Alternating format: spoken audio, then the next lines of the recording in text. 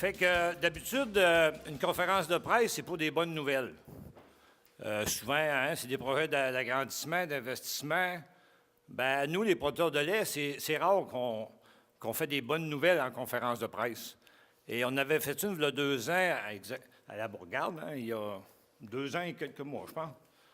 Et c'était l'époque du lait diafiltré. Et bien, aujourd'hui, ben, c'est d'autres choses. C'est une 3e entente qui a été signée par le gouvernement Trudeau. Et mais présentement, il n'y a pas d'impact, mais ça va venir. Cette entente, en gros, là, les 3 ententes signées ensemble vont enlever aux producteurs de lait l'équivalent d'1 mois de production. Et ça, je ne compte pas l'OMC qui est au travers de ça. L'OMC, c'est l'Organisation mondiale du commerce, qui permettait déjà des entrées, entre autres des Américains, sur notre territoire. Fait que, pour donner un exemple bien clair, là, cet accès-là, ça équivaut à 1200 fermes laitières moyennes du Québec. Quand on dit ça, là, ça frappe fort.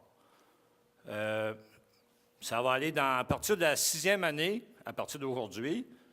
Bon, on parle d'1 an avant que tout soit en place, là. Ensuite, on va être un autre 5 ans. Puis la 6e année, les impacts vont commencer tranquillement. Et c'est là vraiment qu'on va voir jusqu'où ça va aller. Je ne parlerai pas de tout, là, mais peut-être le principal point, là, c'est notre fameuse clause 7 qui avait été négociée avec les transformateurs il y a presque 2 ans. Ça avait été une négociation ardue, ça avait duré 1 an. Ça me permettait d'exporter nos solides non gras. Tous les pays produisent la poudre de lait écrémé. Vu que notre produit est transformé, là, donc c'est normal qu'on fasse, on appelle ça, nous autres, dans notre jargon, des solides non gras. Et les Américains nous ont imposé une limite à exporter nos solides non gras. On parle de 50 000 tonnes la première année en décroissant. Ça peut vous donner une idée, c'est quoi sur 50 000 tonnes? On en produit environ 80 000 au Canada chaque année. Fait qu'on n'aura plus le droit, mais on va avoir le droit, mais il y aura une amende. Puis une amende, qui va l'assumer? Bien, c'est ça le danger, là. Si ça nous revient encore sur les épaules. Il y a pire que ça encore. C'est de la perte de la souveraineté politique du Canada. On ne pourra plus faire les règles qu'on veut à l'interne. Le gouvernement américain aura un droit de regard sur tout ce qu'on va vouloir mettre sur pied. Là, on dit, bon, l'abolition de la clause 7 va tomber. Bien, il va falloir penser à d'autres choses. Qu'est-ce que ça va être? Actuellement, on ne peut pas répondre à ça, là. Il va falloir essayer de naviguer au travers des règles qui ont été mises en place. Mais c'est vraiment insultant de voir qu'un autre pays, un pays étranger, vienne s'infiltrer chez nous. Nous, on ne pourrait pas faire ça, aller chez eux, là. Fait que c'est vraiment la loi du plus fort qui a parlé. Tu as bien des mécanismes qui pourraient être mis en place. Il y a le fameux marché intérieur de la classe animale, là, mais ça, là, c'est vraiment en dernier recours parce que c'est... Ça, ben, dans le jeté, là, c'est à peu près semblable. Fait que l'ingérence de notre politique, c'est sûr que ben, là, ça va prendre des compensations où on parle d'atténuation de cette entente qui vient d'être signée ou qui va être signée officiellement le 30 novembre. Ça va ressembler à quoi? Nous, on a nos demandes. Là, actuellement, ça reste à l'interne, non? À quoi va ressembler le fameux comité? On ne sait pas. C'est bien certain que les PLC, les PLQ, DF1 en Ontario, tout le monde a levé la main en l'air, là. Mais celui qui décide de la formation du comité, là, c'est vraiment le gouvernement. Et on ne veut pas surfer le même sapin qu'il y a à peu près 2 ans. Vous allez vous rappeler la mise en place du fameux programme à l'investissement, 250 millions pour l'ensemble des fermes canadiennes. Et bien, il n'y a pas assez d'argent, c'est un programme aléatoire. C'est même pas premier arrivé, premier servi, là. Si tu es chanceux, tu vas passer. Puis si tu n'es pas chanceux, bien, tu n'en auras pas. Ça ressemble pas mal à ça. Et parce que le ministre de l'Agriculture, Mécolé, a lâché, on va appeler ça une craque dernièrement, là. C'était la semaine passée. Il disait, entre autres, qu'il voulait avoir des producteurs indépendants sur son comité. Ça fait peur quand on entend ça, là. Ça veut dire, moi, je traduis ça entre parenthèses, là, on appelle ça les amis du parti, là, tu sais. Fait que nous, là, on est des représentants, puis il y a du monde en pas mal meilleure position que moi, là, pour faire des revendications, etc., là. Mais ce monde-là, il va falloir mettre sur ce comité-là, là. C'est pas monsieur et madame tout le monde qui connaissent plus ou moins cette fameuse entente. Je suis administratrice à la Fédération des producteurs de lait. Je suis une jeune relève de la région de Saint-Ferdinand. J'exploite une ferme laitière avec mes parents et mon conjoint. En fait, moi, aujourd'hui, ce que j'aimerais aussi qu'on retienne, c'est que c'est difficile pour la relève de faire face à toute l'incertitude de ces accords de commerce-là. Ça fait 3 qui se signent en très peu de temps. Fait que c'est difficile pour nous de garder un esprit lointain puis de faire des investissements dans un climat qui est aussi incertain. On ne sait jamais où on s'en va. Puis si demain matin, l'argent qu'on a mis dans ces entreprises-là ne va pas juste tomber à l'eau, tu sais. Fait que j'aimerais ça qu'on prenne un moment aussi pour penser à ça. Les compensations doivent venir du gouvernement et doivent être faites de façon à ce que nos fermes puissent prospérer, qu'on puisse prendre confiance dans l'avenir puis qu'on décide de faire des investissements dans nos municipalités. On sait que les fermes agricoles, quand ils investissent, bien, ils font tourner aussi le village dans lequel ils sont. C'est des compagnies qui sont locales, qui nous fournissent en matériaux, en installation. C'est des emplois qu'on fait tourner aussi dans nos régions.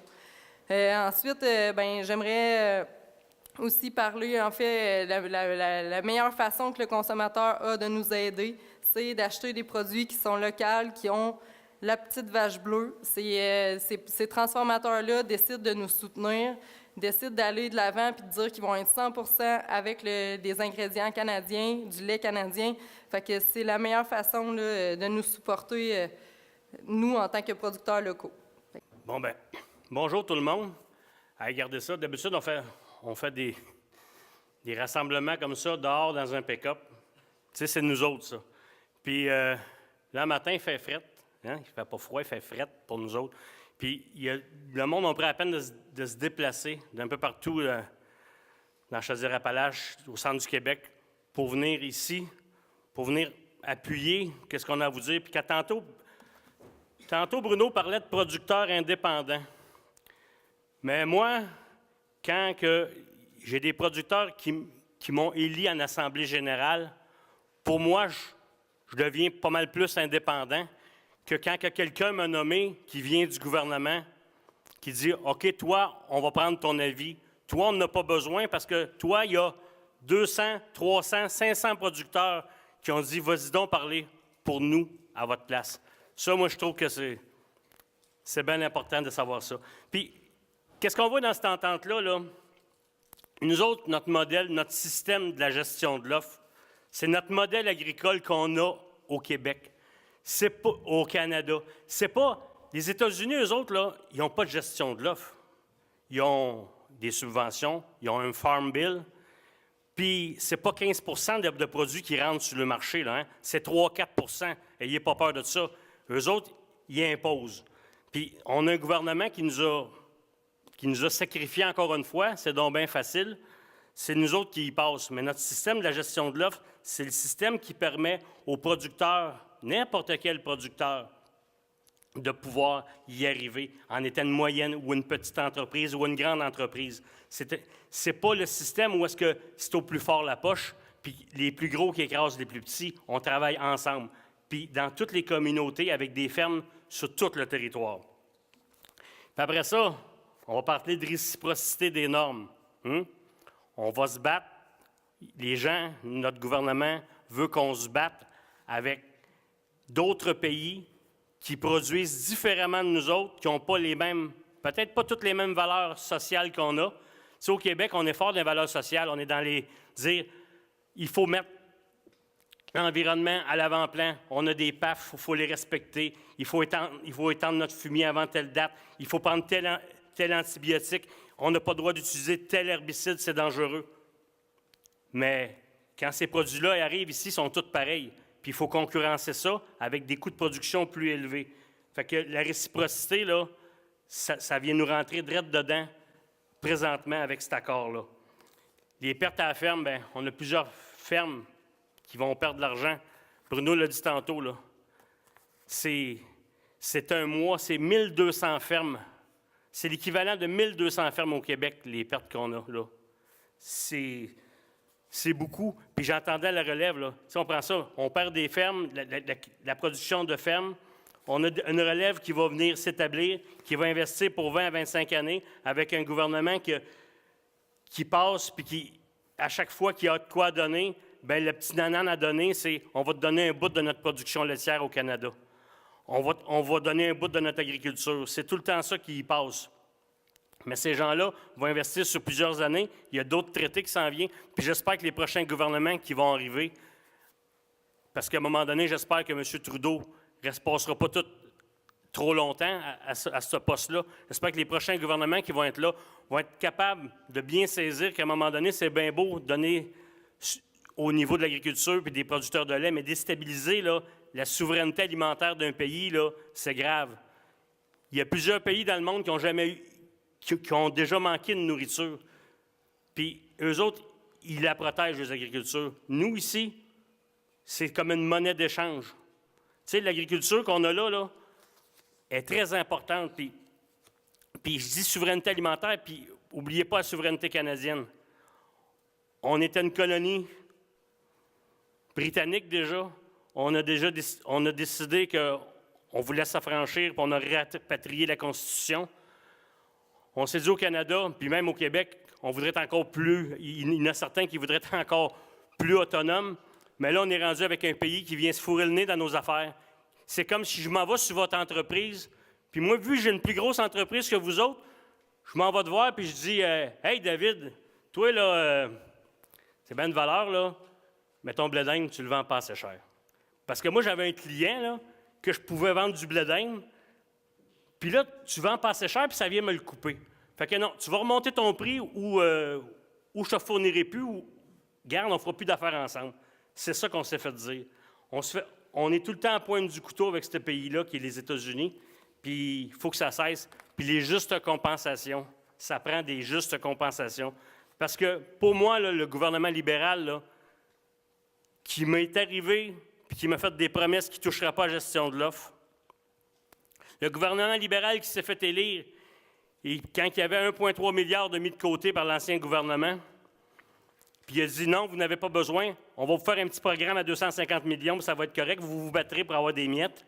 Non, il faut qu'on soit vraiment compensé, puis ça, on va le croire la journée où est-ce qu'on va recevoir les compensations justes. Puis ça, ces compensations-là, là, c'est encore un autre truc. Là. Il y avait Frédéric Labrec l'autre jour qui nous disait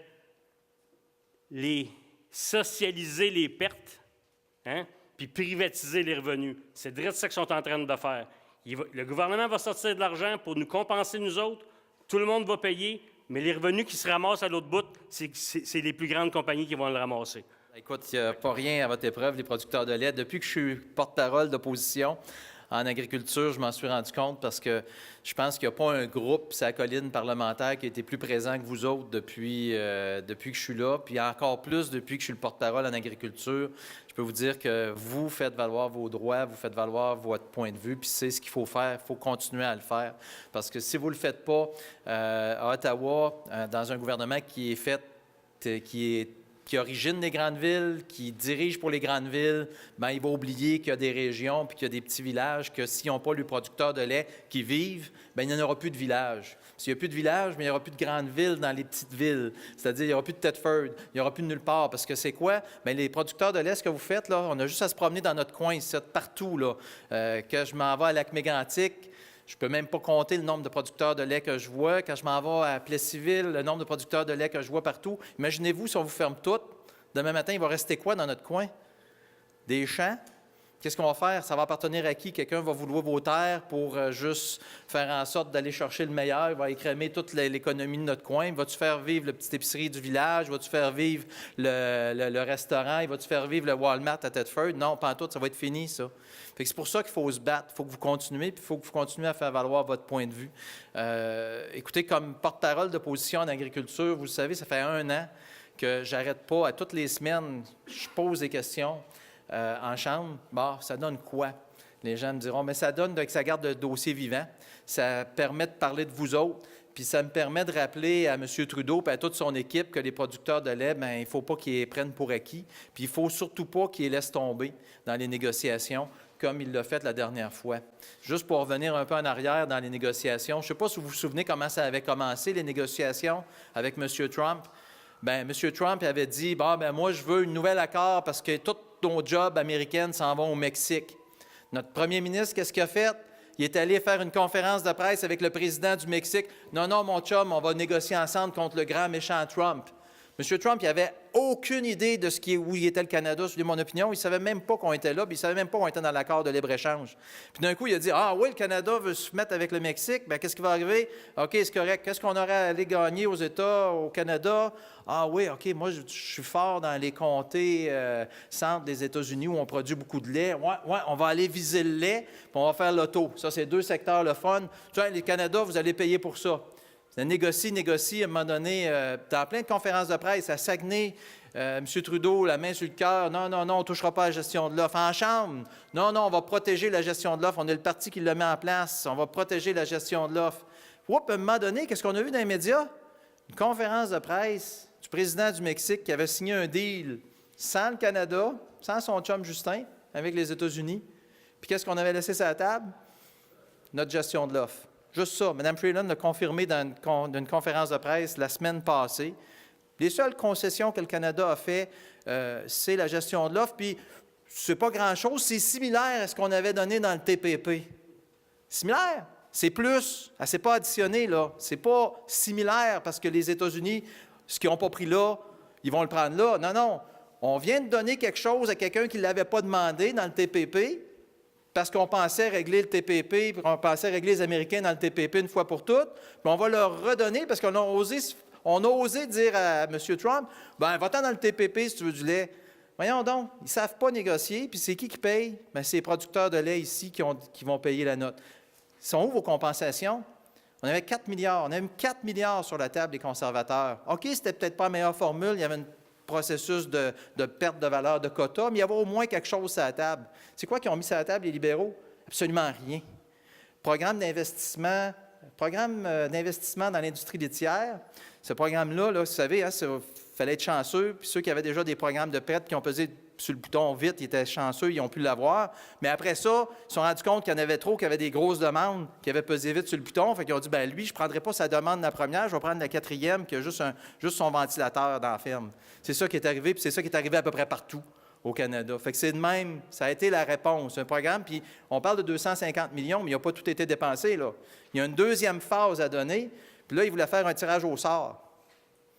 Donc, c'est qui les chanceux, là? C'est qui, là? Tu sais, comme si les concessions, puis tout ce qu'on a fait, là, ça allait affecter juste au hasard quelques-uns d'entre vous autres. Fait qu'on va y aller au hasard, puis on va essayer de financer les programmes. Ça n'a aucun bon sens, ils improvisent. Preuve d'improvisation, on leur a demandé, c'est quoi les études, sur quoi vous êtes basés pour faire les concessions, ça va être quoi l'impact sur l'économie canadienne? Bien, on ne sait pas trop, là. On n'a pas eu de réponse. Mais on va finir par les avoir parce qu'on a demandé des questions au gouvernement par écrit. Ça va arriver dans 2 mois. Puis là, on va se faire dire, bien, on n'avait pas pensé. Mais ils ont eu une bonne idée. On va mettre en place 2 comités. Pourquoi? Bien, on l'a su à la première rencontre des comités. Bien, qu'est-ce que vous voulez? On ne sait pas trop. Là. Qu'est-ce qu'on peut faire pour vous autres? Là? Ils n'ont aucune espèce d'idée c'est quoi les impacts pour les producteurs de lait. Bien, pour ça, on va continuer à se battre. Moi, je vais continuer. Moi, je suis là pour vous autres. Je suis là depuis le début, puis je veux continuer. Mon parti, mon chef, Andrew Scheer, le lendemain de la signature, la première occasion qu'il y a eu en Chambre, il a été le premier à se lever pour dénoncer les concessions qui ont été faites aux Américains dans le cadre de l'accord de libre-échange. Puis là, il y en a qui vont me dire, « Ouais, mais les conservateurs, on avait déjà fait des concessions. » Oui, c'est vrai. Mais ce que je peux dire, pour avoir parlé avec du monde, c'est que nous autres, notre ministre de l'Agriculture, il était assis à table. Puis il y avait des discussions qui se passaient avec les unions puis les fédérations. On n'a pas menti, on n'a pas dit qu'il n'y aurait pas de concessions, on n'a pas dit qu'il n'y en aurait pas des concessions à faire, mais on l'a fait avec les unions. Tandis qu'eux autres, ils nous ont dit, jusqu'à la dernière minute, il n'y en aura pas. Vous vous en souvenez, hein? On posait une question en Chambre. Vous engagez-vous à protéger intégralement la gestion de l'offre? Puis au Saguenay, je ne sais pas si vous avez vu la petite vidéo quand M. Trudeau est là, quand il y a un producteur qui a osé se lever et dire « Allez-vous protéger intégralement, M. Trudeau? » Bon, on s'en va. Il est parti. C'est ça qui est arrivé. Ils savaient, quand est-ce qu'ils savaient qu'ils allaient faire des concessions puis qu'ils ont continué à nous mentir? Mais moi, je vais continuer, je ne vous lâcherai pas. C'est sûr qu'il y a du monde à Ottawa qui pense à vous autres. Il y a du monde qui veut travailler avec vous autres. Je vais travailler avec vous autres sur ce dossier-là, sur le dossier du guide alimentaire. En ce moment, le guide alimentaire, vous savez, il recommande de consommer certaines portions de lait tous les jours pour être en santé. On va enlever ça. Prenez vos protéines où vous voulez, qu'ils soient végétales, animales, n'importe quoi. Prenez des protéines, mais on veut enlever le nombre de verres de lait que vous devez prendre par jour pour être en santé. Puis ça, c'est juste une partie. Ils veulent faire la même chose avec la viande. Dans le fond, ils veulent faire la même chose avec tout ce qui n'est pas dans le lobby vert. Étiquetage du devant de l'emballage, les gras saturés avec une grosse étiquette. Là. Sur l'étiquette, là, comment ça va ressembler, le fromage, dans un mois, là, ou 2 ou 3, quand ça va être en application, là, tu vas avoir une étiquette, du tiers d'étiquette, ça va dire « Attention, ça contient des gras ». Puis l'autre étiquette, ça va être la petite vache bleue, c'est du lait canadien qui est dedans. Fait qu'il va rester quoi pour faire de la publicité pour dire que c'est du bon fromage? Il ne restera plus de place, là. Tu sais, à part la petite vache bleue, on faut se fier là-dessus. On ne saura même pas si c'est du cheddar ou du mozzarella, là. C'est ça qui va arriver à un moment donné. Fait que c'est ça qu'on fait. On travaille fort. Si vous avez des questions, je suis là pour ça. Si vous avez des suggestions, des recommandations à me faire, c'est pour ça que je suis là. C'est pour ça que je rencontre souvent les gens de l'UPA, des producteurs de lait. Puis, c'est pour ça que je vais participer aussi à la marche dimanche avec l'UPA pour la souveraineté alimentaire. C'est important qu'on soit là, puis qu'on soit présent, puis qu'on montre qu'en région, bien, c'est important pour nous autres. S'il n'y a pas de producteurs de lait, puis il n'y a pas de petits producteurs agricoles dans nos régions, bien, il n'y en a pas de Canada, parce que le Canada, il a été construit par ça. Quand les premiers sont arrivés, ils ont défriché puis ils ont cultivé. Bien, aujourd'hui que c'est cultivé, on peut-tu continuer à prospérer avec les producteurs? C'est un peu ça mon message, puis c'est le message que je passe à Ottawa.